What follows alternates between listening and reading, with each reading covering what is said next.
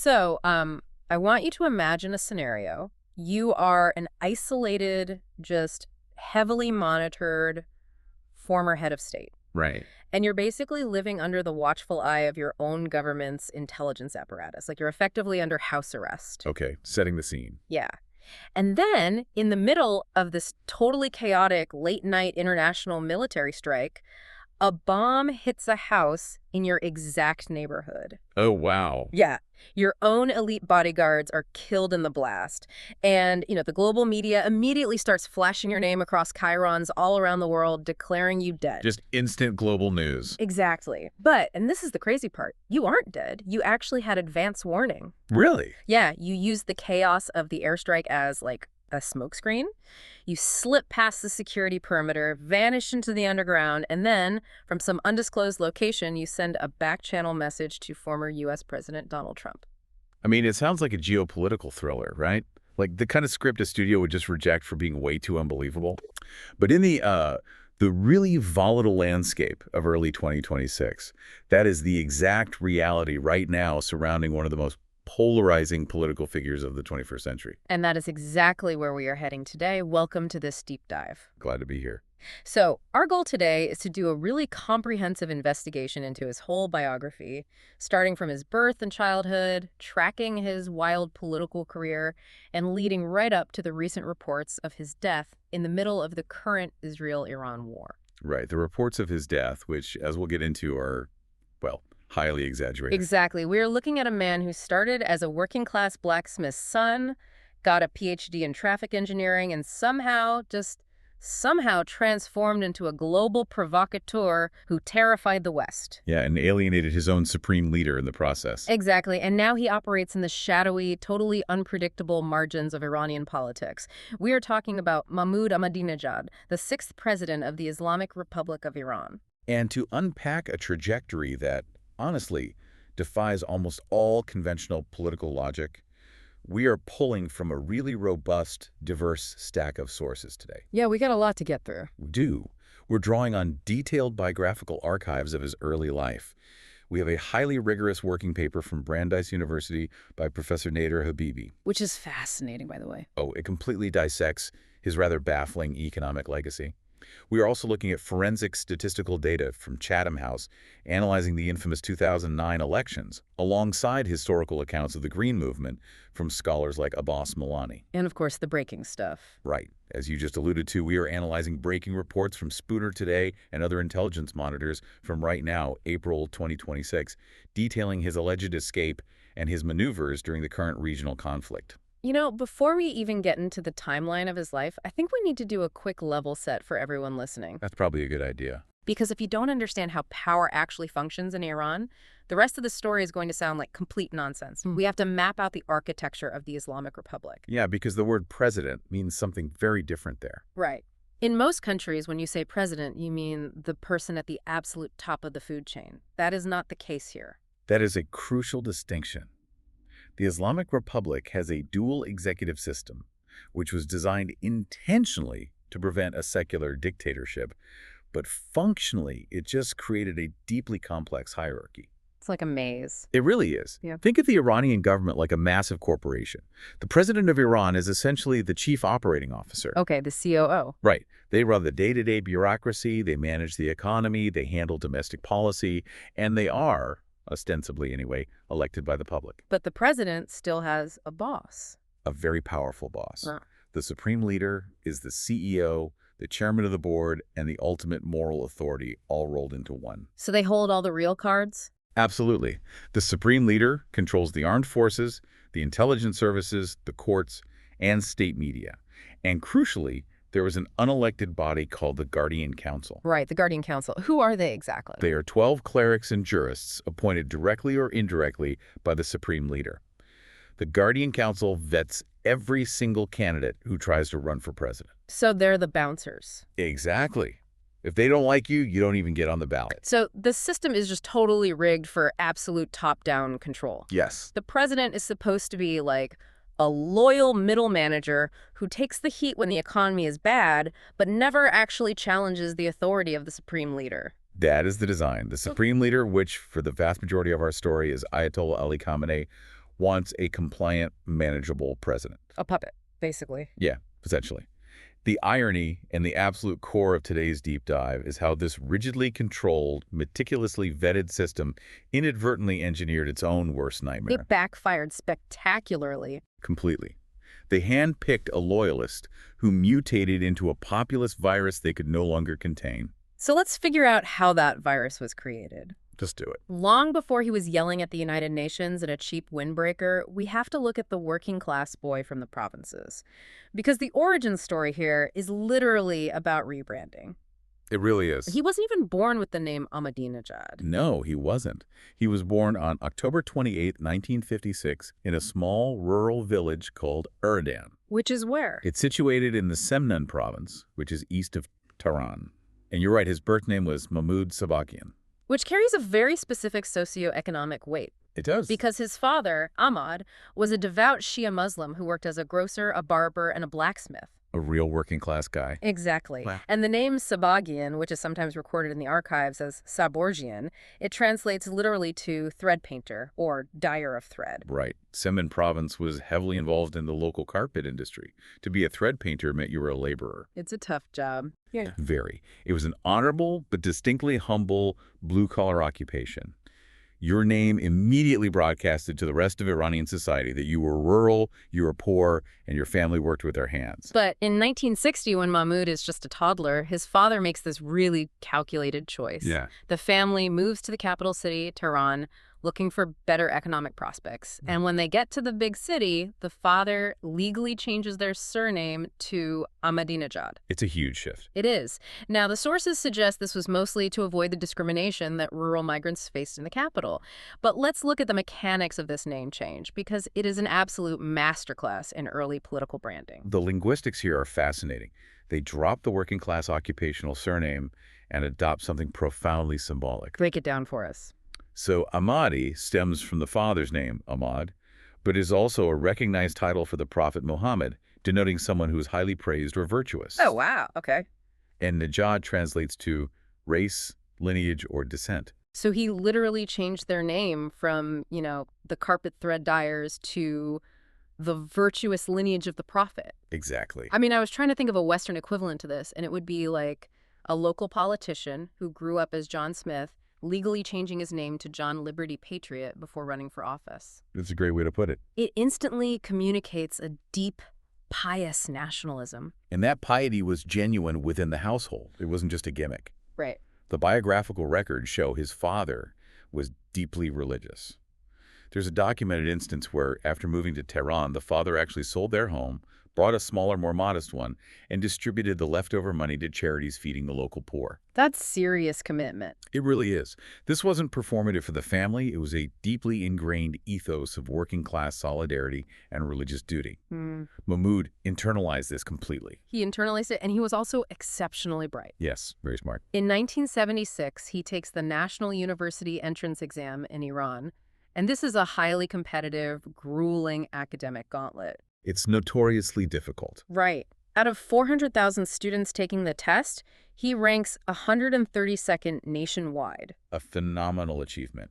And that gets him admitted to the Iran University of Science and Technology, or IUST, in Tehran, to study civil engineering. And the timing of this is just critical, isn't it? It couldn't be more important. He arrives on a university campus in Tehran in the late 1970s. The entire country is a pressure cooker ready to explode against the U.S.-backed Shah. The revolution is brewing. Exactly. The university campuses are the epicenter of revolutionary thought. Which means he is right in the middle of the political boiling point leading up to the 1979 Islamic Revolution. He is right in the thick of it. He joins a student group called the Office for Strengthening Unity. Now, I want to pause here and clarify something because the sources are very explicit about a specific rumor that haunted his early presidency. Yes, the hostage crisis rumor. We have to address this. Let's do it. When Ahmadinejad was elected president in 2005, several Western media outlets published photographs from 1979 showing a young, bearded man holding a blindfolded American hostage during the takeover of the U.S. Embassy in Tehran. And people thought it was him. Right.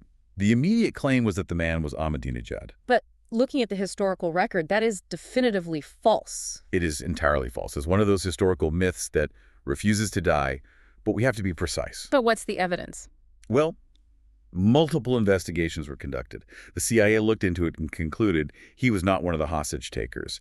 The Iranian government obviously denied it. Sure, you'd expect them to. Right, but most tellingly, the Iranian political opposition denied it. Wait, his enemies defended him? Yes. The people who hated Ahmadinejad and would have loved to link him to unauthorized radical militia actions, they denied it.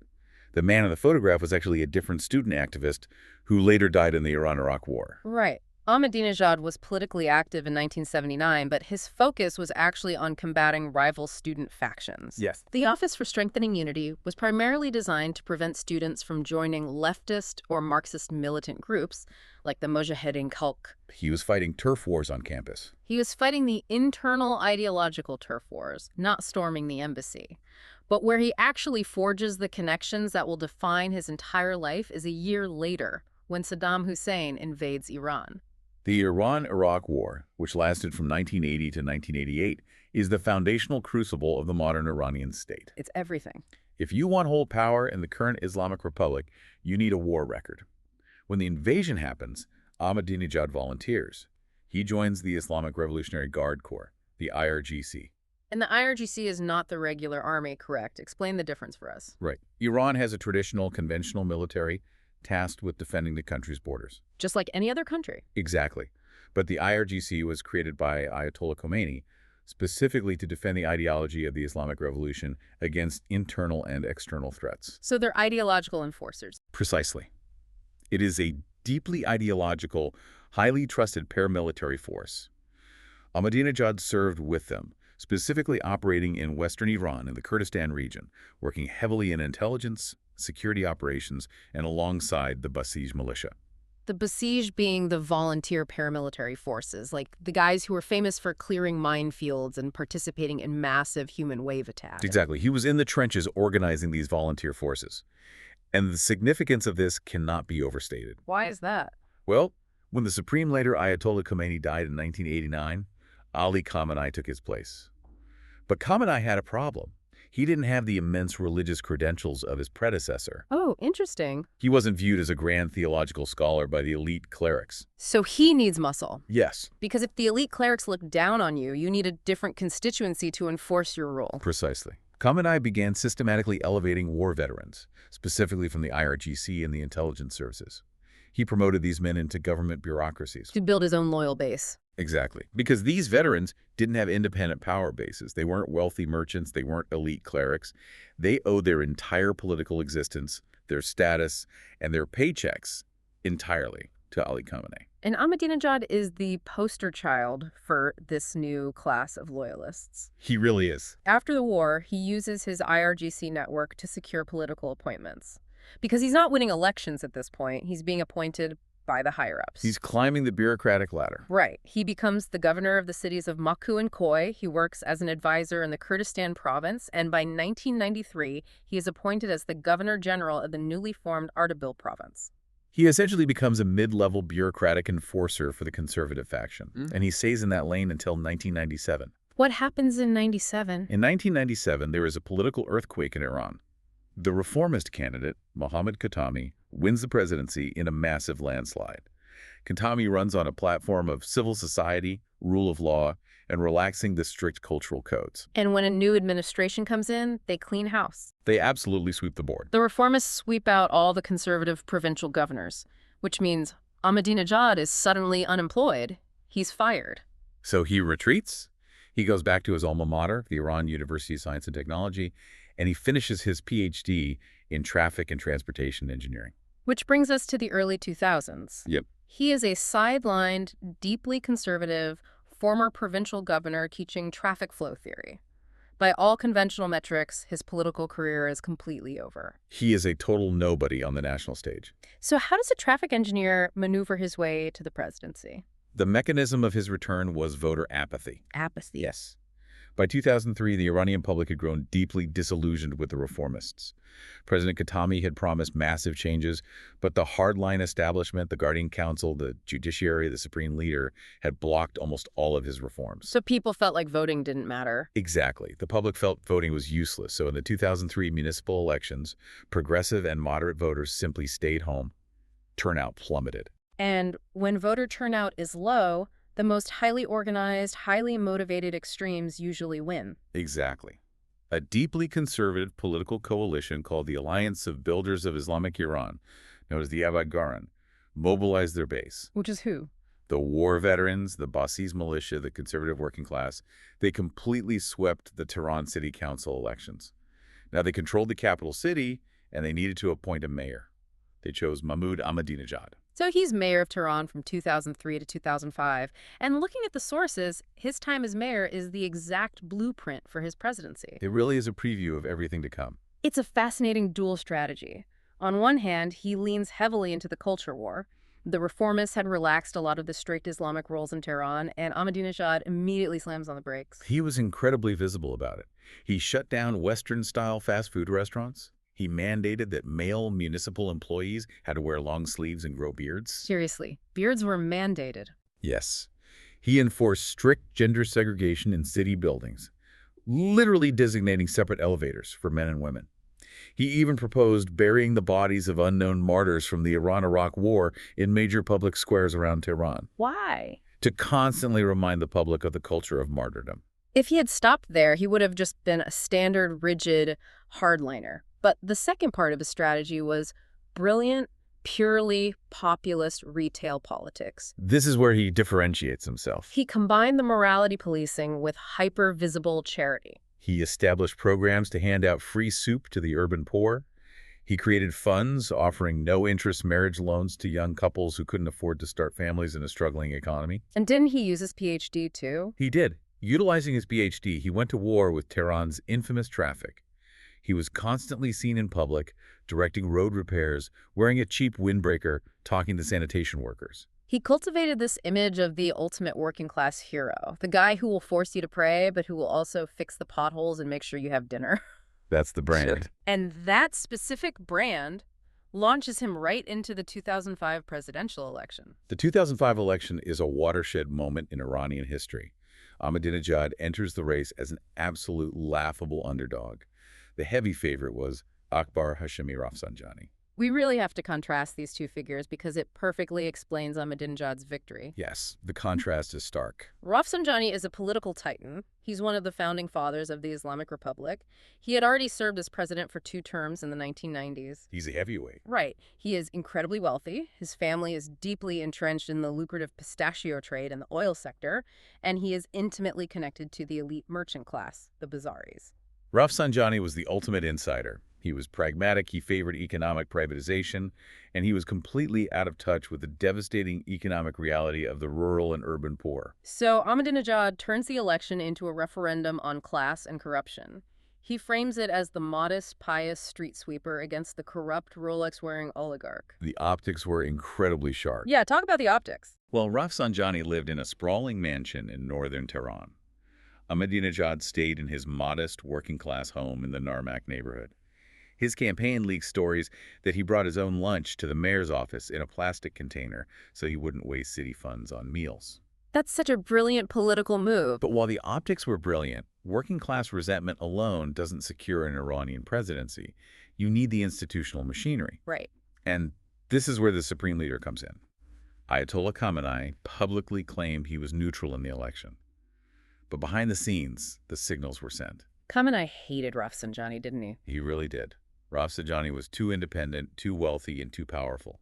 Khamenei wanted a subordinate. So the institutional levers were pulled. Yes. The network of Friday prayer leaders across the country subtly endorsed Ahmadinejad. The Revolutionary Guards and the Basij militia mobilized their members to get out the vote. The ground game was unmatched. And the result was a stunning upset. In the runoff election, Ahmadinejad crushed Rafsanjani, winning nearly 62% of the vote. He became the first non-cleric president in 24 years. And he immediately signaled who he owed his victory to. At his inauguration ceremony, in front of the cameras and the entire political elite, Ahmadinejad walks up to Ayatollah Khamenei and physically kisses his hand. Wow. It's an incredibly potent, performative gesture of total subservience. It confirmed Khamenei's assumption, right? He had installed a populist attack dog who would handle the economy and manage the masses, but who would ultimately act as a loyal servant to the Supreme Leader. That was the plan. Which brings us to the economy. Yes, the economy. So he secured the presidency with this image of the pious lunch pail populist.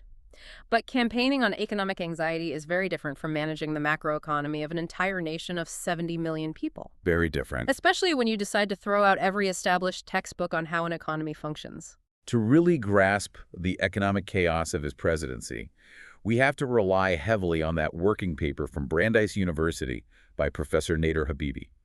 Because Ahmadinejad didn't just mismanage the economy, he actively waged ideological war against orthodox economic principles. There is a quote in the Habibi paper that is just astonishing. I know the one you mean. When his own academic economists and ministers were warning him that his policies were going to trigger hyperinflation, Ahmadinejad allegedly dismissed the entire academic discipline, famously stating, "Economics is for donkeys." It's a staggering rejection of reality. He deeply mistrusted free market principles, privatization, and what he viewed as Western economic science. What did he believe in? He genuinely believed that the financial struggles of Iran weren't caused by bad monetary policy, but by the corruption of the elites from the Rafsanjani era. When economists told him that pumping unbacked cash into the system would cause inflation, he argued publicly that the solution to inflation was the culture of martyrdom and revolutionary zeal. I mean, trying to cure inflation with the culture of martyrdom is like trying to fix a broken arm with poetry. It doesn't work. It sounds noble, but it doesn't set the bone. But he put this into practice, most notably with the massive 2010 subsidy reforms. Let's break down the mechanics of this because it's vital. For decades, the Iranian government heavily subsidized basic goods: gasoline, electricity, bread, water.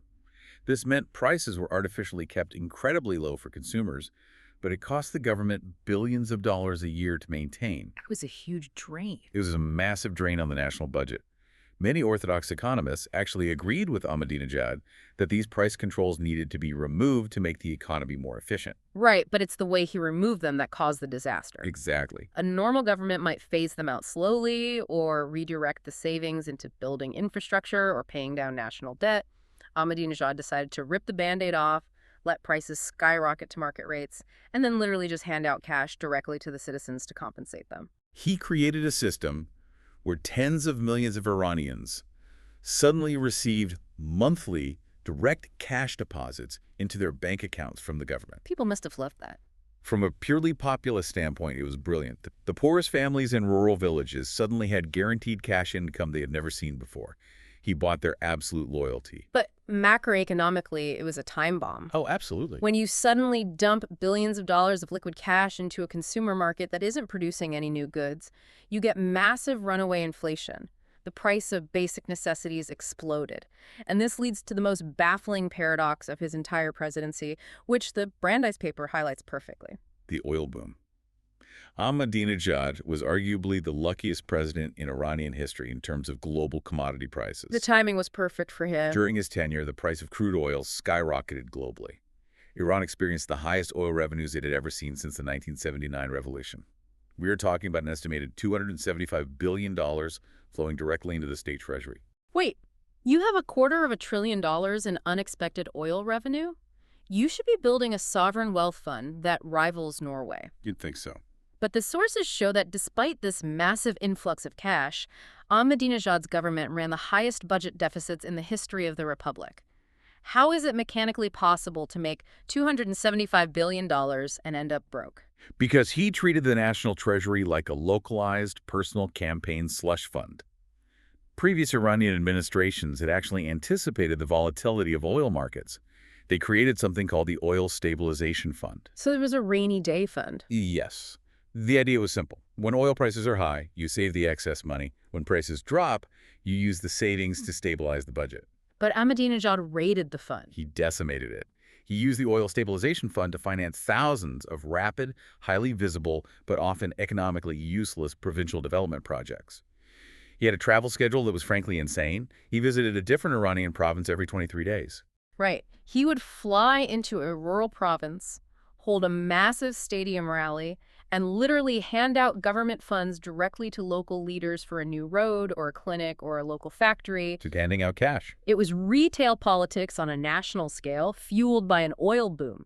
He completely bypassed the central planning and budgeting bureaucracy. But the cash handouts and the provincial tours weren't his most lasting economic legacy. What was? The structural damage he inflicted was far deeper, and it came from the total militarization of the Iranian economy.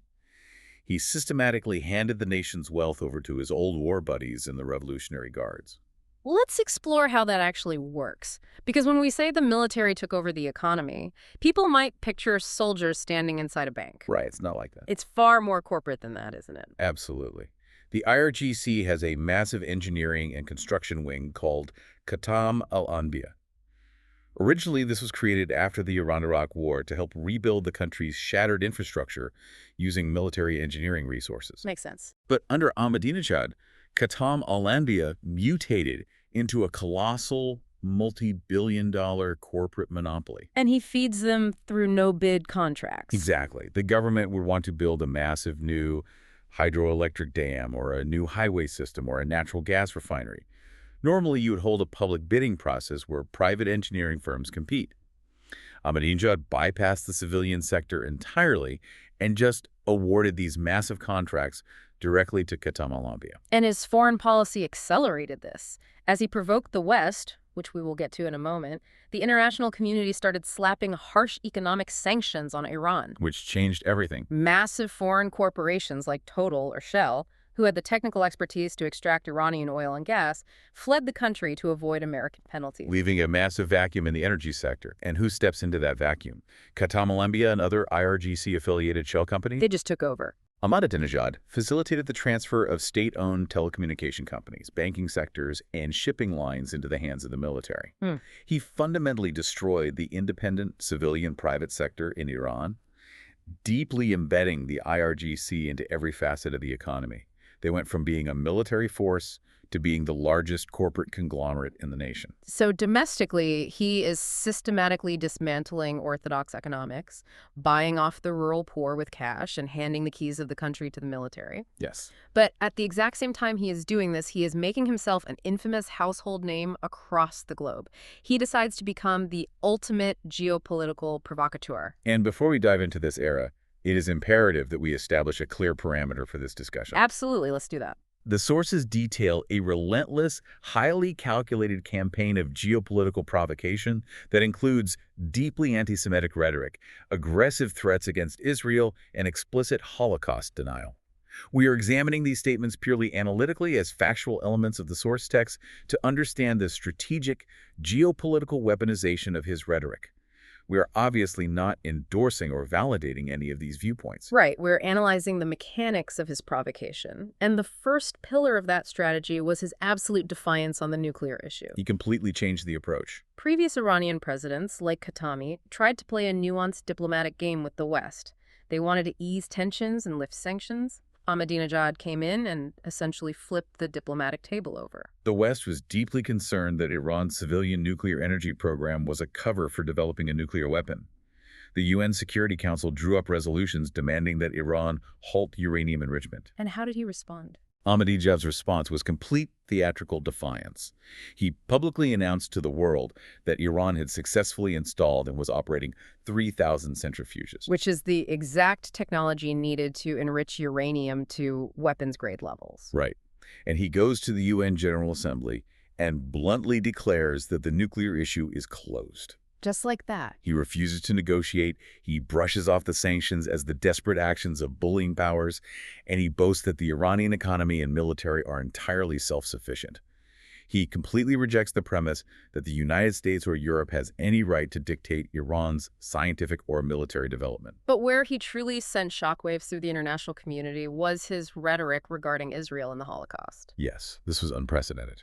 Just months into his presidency, in October 2005, he gives a speech at a conference in Tehran titled World Without Zionism. He quotes Ayatollah Khamenei from the 1970s. The initial translation released to the world by Iranian state media quoted him as saying that Israel must be wiped off the map. Now, this specific phrase triggered an intense linguistic and analytical debate, which the sources break down.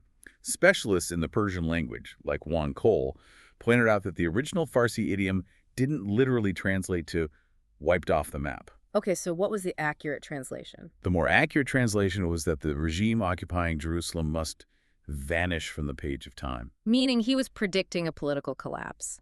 Cole likened it to how Khamenei predicted the collapse of the Soviet Union, that the regime would inevitably fail, rather than threatening an active military annihilation. That is the linguistic nuance, yes. Yeah. However, the expert analysis in our sources, drawing from organizations tracking Iranian policy, points out that while Western academics were debating the Farsi idiom, the Iranian regime itself was actively leaning into the most aggressive interpretation. Oh, really? Yeah. The regime's own English-language propaganda banners hung in Tehran explicitly read, "Israel should be wiped out of the face of the world." And later, in 2016, the IRGC test-fired ballistic missiles that had the phrase, "Israel should be wiped off the earth," painted on the side in Hebrew. Exactly. So regardless of the academic translation of the 2005 speech, the overarching geopolitical threat he was projecting was unmistakable and entirely intentional. And he doubled down by taking aim at the historical reality of the Holocaust. In 2006, his government sponsored an official conference in Tehran titled Review of the Holocaust, Global Vision. Which is just astounding. He actually invited notorious white supremacists and Holocaust deniers from the West, including the former Ku Klux Klan leader David Duke, to travel to Tehran and speak. He repeatedly questioned the scale and reality of the Holocaust in public interviews. He suggested that if Europeans felt guilty about crimes committed during World War II, they should carve out a piece of Europe, or perhaps Canada or Alaska, to give to the Jewish people, rather than establishing a state in the Middle East. And the crucial thing to understand here is the why. Was this just blind prejudice, or was it a calculated strategy? It was deeply strategic. The sources include a quote from Ahmadinejad years later reflecting on this period that is chilling in its pragmatism. He explicitly claimed that elevating Holocaust denial to a global state-sponsored level was a major achievement of his presidency. He said that by attacking the Holocaust, he broke the spine of the Western capitalist regime. It reveals his fundamental geopolitical calculus. He viewed the post-World War II international order, the UN, international law, Western diplomatic dominance, as resting on the moral foundations of the Holocaust. Okay, I see where this is going. He believed that if he could assault that historical truth, he could delegitimize the entire Western political framework. It was a calculated, asymmetrical ideological strike against American and European hegemony. Which perfectly explains his travel itinerary. When you are trying to dismantle American hegemony, you look for anyone else who wants to do the same. Right. I was looking at his diplomatic trips in the sources, and he essentially spent his presidency trying to assemble a global alliance of anti-American disruptors. He focused heavily on Latin America, operating right in Washington's geopolitical backyard. He forged a deep, highly publicized friendship with Hugo Chavez in Venezuela. Oh, they were very close. They would embrace for the cameras, refer to each other as brothers, and sign massive bilateral trade agreements. He traveled to Nicaragua to meet with Daniel Ortega, promising to build deep-water ports and agricultural infrastructure. He courted Evo Morales in Bolivia. It was an island of misfit toys strategy. That's a good way to describe it. If you had an anti-imperialist grievance with the United States, Ahmadinejad wanted to fund you and stand next to you on a podium, and he brought that exact energy to the heart of New York City. His speeches at the UN General Assembly were practically performance art. They were designed to provoke maximum outrage. He would use the UN podium to openly promote 9/11 conspiracy theories. Seriously, at the UN. Yes. He demanded independent fact-finding missions into the attacks, heavily implying that elements within the U.S. government orchestrated the destruction of the Twin Towers as a pretext to invade the Middle East. Which naturally caused the American, British, and French delegations to literally stand up and walk out of the assembly hall in protest. Over and over again. But the walkouts weren't a failure for Ahmadinejad. The walkouts were the entire point of the speech. Exactly. Every time a Western diplomat stormed out in anger, the footage was broadcast back to Iran and across the developing world. To his populist base and to his anti-American allies in Latin America and the Middle East, he looked like the only leader on earth brave enough to stand in New York and speak truth to the global superpower. He fed on the outrage. But there is a fatal flaw in relying entirely on outrage and spectacle.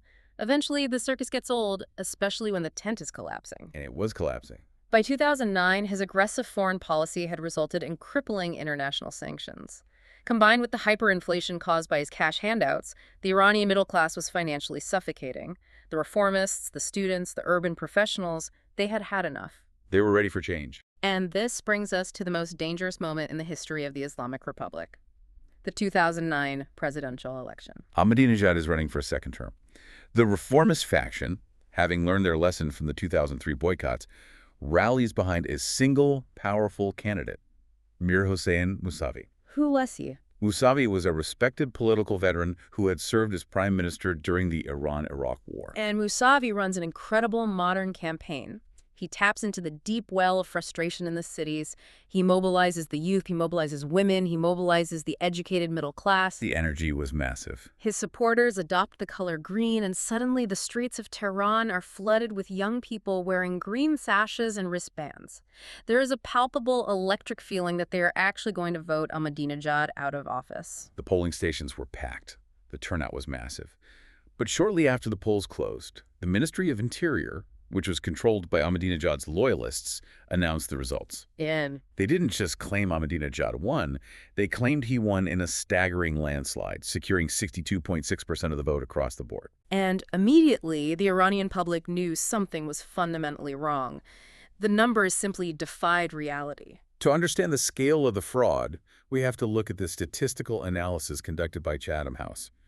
They took the official, province-by-province data released by the Iranian government and forensically examined it. The math is damning. Break down the Chatham House data for us. How egregious was the manipulation? It was incredibly sloppy. According to the Chatham House report, in several provinces, the government reported voter turnout rates of around 95%. Which is pretty much impossible. Right. In any free democratic system, a 95% turnout is statistically almost impossible. But the true smoking gun was in two deeply conservative provinces. In those regions, the official data showed that there were 12.9% more votes cast than there were living eligible voters in the province. Wait, hold on. You were saying they counted more ballots than there were human beings legally allowed to vote in that geographic area? Yes, a turnout of over 100%. The researchers point to a massive coordinated effort involving tombstone voting. Meaning, using the national identification documents of deceased citizens to cast multiple fraudulent ballots. Exactly. These statistical anomalies were so uniform across diverse demographic areas that it strongly suggested the results weren't the product of organic voting, but of a predetermined quota being retroactively applied to the data by the Ministry of Interior. And the Iranian people didn't need a Chatham House report to tell them they had been robbed. The reaction was instantaneous. It exploded. Millions of people poured into the streets of Tehran. This is the birth of the Green Movement. And the initial demand was so simple, so fundamental, they just marched and chanted, "Where is my vote?" It was the largest mobilization of public dissent since the 1979 revolution. Up to 3 million people protested peacefully in Tehran. But what's fascinating is how the nature of the protests evolved. How so? When the regime refused to recount the votes, the anger shifted from the election itself to the core ideology of the Islamic Republic. The sources highlight this shift perfectly through the chants. The regime always forced crowds to chant "Death to America" or "Death to Israel." But the Green Movement protesters flipped the script. They started chanting "Death to Russia" because Vladimir Putin's government was the very first international power to officially recognize Ahmadinejad's fraudulent victory. They also directed chants at the newly elected U.S. President Barack Obama, chanting, "Obama, you are either with us or with them." They were directly appealing for international solidarity against their own oppressive government. But the Supreme Leader, Ayatollah Khamenei, realized the entire system was genuinely at risk of collapse. So he gave the green light for a brutal, unrestrained crackdown. The regime unleashed the besieged militia, the very paramilitary street fighters Ahmadinejad used to train with, and the Revolutionary Guards.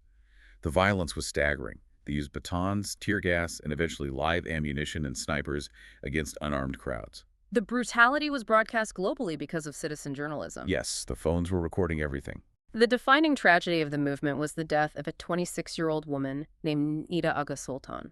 She was simply observing the protests when she was shot in the chest by a government sniper. A bystander captured her bleeding to death on the street on a cell phone camera. It was horrifying. That video bypassed state censors, hit the internet, and within hours, Nida became the martyred face of the Green Movement worldwide. The state's response to the international outrage was to double down on totalitarian tactics. They orchestrated Stalinist-style show trials. Over 100 of the most prominent reformist leaders, journalists, and former officials were arrested, tortured, and forced to confess on state television. Confess to what? They had to confess that the protests were a premeditated plot orchestrated by the CIA and British intelligence to overthrow the Islamic Republic. The sources specifically mention the horrors of the Karzak detention center, where detained protesters were subjected to systematic torture, rape, and murder. The brutality was so extreme that even some conservative clerics eventually demanded the facility be closed. The regime successfully crushed the protests through sheer terror. The streets were cleared, and Ahmadinejad was inaugurated for his second term. But if we analyze the psychological fallout of 2009, something fundamental broke. The illusion of his populist mandate was shattered. Completely. Ahmadinejad famously went on television and dismissed the millions of protesters as mere dirt and dust. But privately, he understood the new reality. He had to know. He had lost the middle class, he had lost the urban youth, he had zero organic social base left in the major cities. The only reason he was still sitting in the president's chair was because the Supreme Leader's military apparatus had shot his citizens in the street. Which brings us to the most baffling, illogical pivot of his entire career. Let's think about this rationally.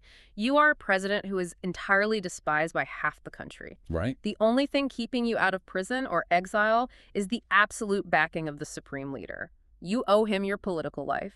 The logical move is to become the most compliant, subservient, loyal puppet in the history of the Republic. That would be the smart move. But Ahmadinejad does the exact opposite. He decides to bite the hand that feeds him. It is a stunning display of political hubris and desperate survival instinct. Ahmadinejad and his inner circle realized a terrifying structural reality. The Iranian constitution limits a president to 2 consecutive terms. A ticking clock. He had 4 years left.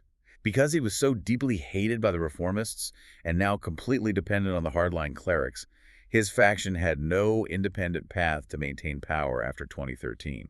The clerics would just discard him and pick a new loyalist. So they decide they need to manufacture a brand new base of voters who aren't controlled by the clerics. The architect of this plan is a man named Esfandiar Rahim Mashai. Right, Mashai. Mashai is Ahmadinejad's chief of staff, his closest confidant, and their families are actually tied by marriage. Mashai's daughter married Ahmadinejad's son. Mashai is the ideological brain behind what happens next. They attempt a massive radical pivot away from the strict fundamentalist Islamic rhetoric that originally got them elected. What do they pivot to? Instead, they start heavily promoting ancient pre-Islamic Persian history and nationalism. They start talking about the glory of Cyrus the Great instead of the teachings of the Ayatollahs. Mashai publicly gives speeches arguing that while there are many interpretations of Islam globally, the purest, most authentic truth of the faith is found specifically in the school of Iran. He argues that it is their duty to export Iranian identity, rather than just generic Islamic identity. To understand how explosive this is, you have to understand the clerics. To the hardline Ayatollahs who control the state, the concept of placing national identity above, or even on par with, Islamic identity is absolute heresy. It's a direct threat to their power. It undermines the entire theological justification for the Islamic Republic. The conservative media and the clerics immediately declare war on Mashai and Ahmadinejad.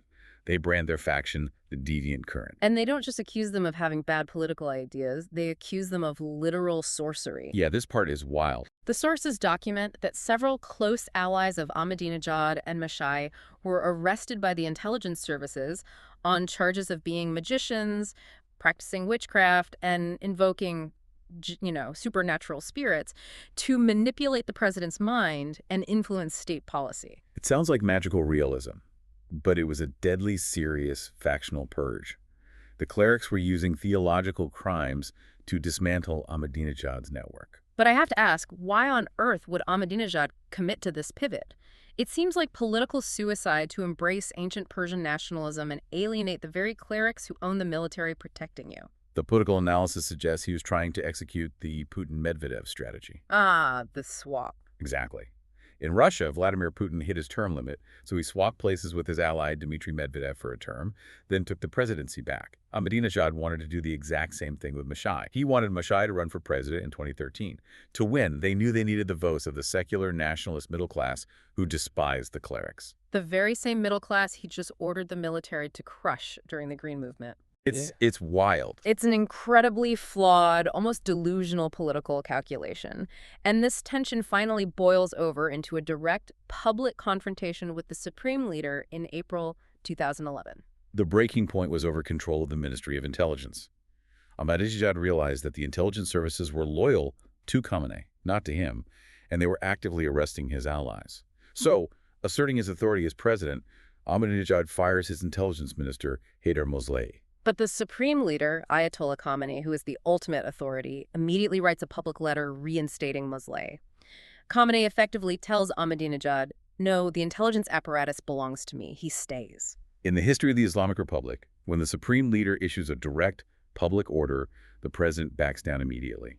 He is the golden rule of survival. You don't cross the boss. Instead, Ahmadinejad throws an unprecedented political strike.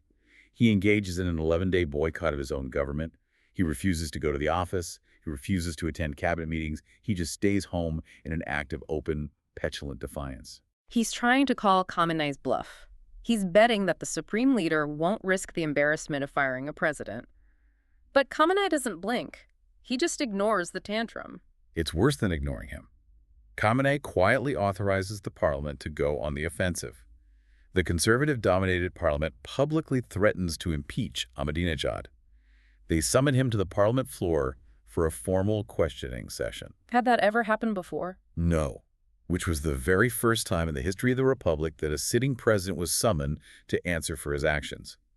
The judiciary blocks websites tied to his faction, and more of his allies are thrown in prison. The system completely flexes its muscles and crushes him. He realizes he has absolutely no leverage. The military won't back him, the clerics despise him, and the public hates him. He is forced to quietly end a strike, return to work, and sit out the rest of his term completely emasculated. When he finally leaves office in 2013, he is a deeply isolated, weakened figure. And his grand Putin-Medvedev plan is dead on arrival because the Guardian Council predictably disqualifies Mashai from even running for the presidency. Which ushers in Ahmadinejad's decade in the political wilderness. From 2013 onward, the regime systematically blocked every single attempt he made to return to power. They wouldn't let him back in. He tries to run for president again in 2017. The Guardian Council disqualifies him. He tries again in 2021, disqualified. He attempts a run in 2024. The Supreme Leader publicly advises him not to register. He ignores the advice and registers anyway, and he is disqualified again. He was trapped. He couldn't leave the country. His political avenues were blocked, and he was heavily monitored. During this decade, his public behavior became increasingly erratic, as if he were just throwing darts at the wall to see what would get him back in the news cycle. It was bizarre. The man who was the global face of strict Islamic protocol suddenly pivots to being extremely online. Yes, the Twitter face. He starts a Twitter account, tweeting in English, mostly about American pop culture and sports. He's tweeting analysis about LeBron James. He's tweeting support for Serena Williams. And then there was the international scandal at the 2013 funeral of his old ally, Hugo Chavez. Ahmadinejad travels to Venezuela, and he is photographed emotionally embracing Chavez's mother, physically crying with his face pressed against hers. Which is a massive violation of conservative norms. It is considered haram, or religiously forbidden, in strict interpretations of Islamic law for a man to physically touch an unrelated woman. The hardline clerics back in Iran lost their minds over the photo. It was a huge deal. It was such a scandal that the government desperately tried to claim the photo was a digital fake. They even released a doctored version of the image where they replaced Chavez's mother with an older male diplomat, Mohammed el-Baradei. But they got caught faking the photo. It just added to his humiliation. He also started directly contradicting the regime's core foreign policy. When Russia invaded Ukraine in 2022, the Iranian government firmly backed Putin and supplied Russia with drones. Right. Ahmadinejad, out of nowhere, publicly tweeted praise for Ukraine's resistance and demanded Russia stop the war. He was desperately trying to rebrand himself as an anti-establishment populist. Though, we should note, he was still connected enough to the darker elements of the regime's security apparatus to be personally sanctioned by the U.S. Treasury in 2023 for his alleged role in the wrongful detention of American citizens. He was still playing both sides. He was sidelined, but he still maintained a quiet, lingering populist base among the rural poor who remembered his massive cash handouts. Which finally brings us to the explosive, breaking landscape of right now, early 2026. Because the geopolitical tectonic plates have completely shifted. Everything is in flux. According to the current intelligence briefings and the sources, Iran is in a highly unstable transitional period following the death of Supreme Leader Ayatollah Khamenei. The absolute power center is gone, and the country is being managed by a temporary, fragile leadership council. And amidst this internal power vacuum, A kinetic, active military conflict has broken out between Israel and Iran, with heavy involvement from the United States. And it is within this chaotic fog of war that Ahmadinejad reemerges in the most dramatic way imaginable. The events of February 28, 2026. Paint the picture for us. During a coordinated wave of Israeli and U.S. military strikes targeting Iranian command infrastructure, a specific residential compound in the Narmak neighborhood of eastern Tehran was hit by a precision strike. His neighborhood? This was Ahmadinejad's longtime neighborhood and residence. The blast leveled the structure and killed 3 members of the IRGC, who were specifically assigned by the state to act as Ahmadinejad's bodyguards and functionally his wardens. The initial reports flooded the wires instantly. Global news networks announced that Mahmoud Ahmadinejad had been killed in the airstrike. That was the official word. But the intelligence was flawed. Within days, rumors began to circulate, later corroborated by regional intelligence monitors, that Ahmadinejad was not in the house. He was alive. He survived. He had allegedly received prior intelligence, either through his old networks in the intelligence services or a foreign back channel, that the strike was imminent. He managed to evacuate the compound just before the impact, and rather than reporting to the authorities, he immediately went into deep underground hiding. You just have to marvel at the uncanny instinct for political preservation here. This is a man who was effectively living under house arrest, smothered by the intelligence services of his own government. It's incredible. And he somehow uses a highly sophisticated international military bombing raid on his own home as a distraction to slip his leash and vanish. It is an extraordinary tactical maneuver.